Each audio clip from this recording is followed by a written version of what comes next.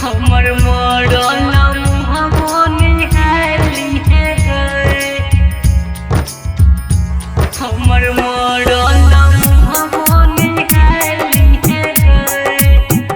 मां Shyama recording studio संत कबीर चौक सत्तौर। उठते जाना जाऊं तरली है गे हमर मरल मुहबो निहारी है। उठते जाना जाऊं तरली है गए एक बेर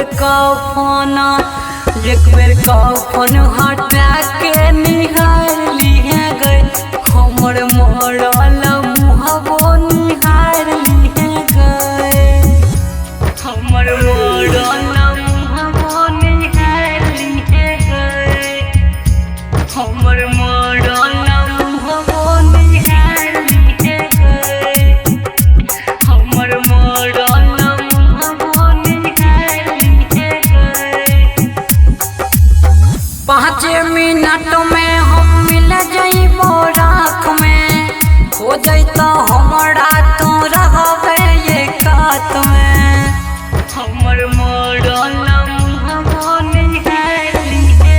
5 मिनट में हम मिल जइबो राख में हो जइतो हमरा तो रहबे एकात में गिरतो आंसू तो संभारली है गए गिरतो आंसू ते तो संभारली है गए एक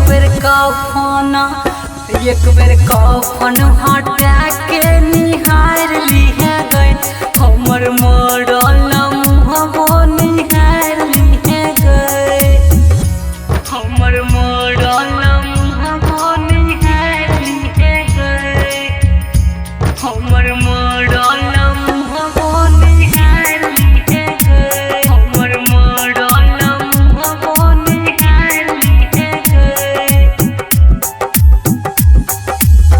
तोरे वियोग में हम एक दिन मरबै तोहे बिछड़ले आपो जी के की करबै मरल मुहबो निहारली है गए तोरे वियोग में हम एक दिन मरबै तोहे बिछड़ले आपो जी के की करबै रूपदेव रमन के गम संभारली है गए गड़न सरवन के उबार दी है गए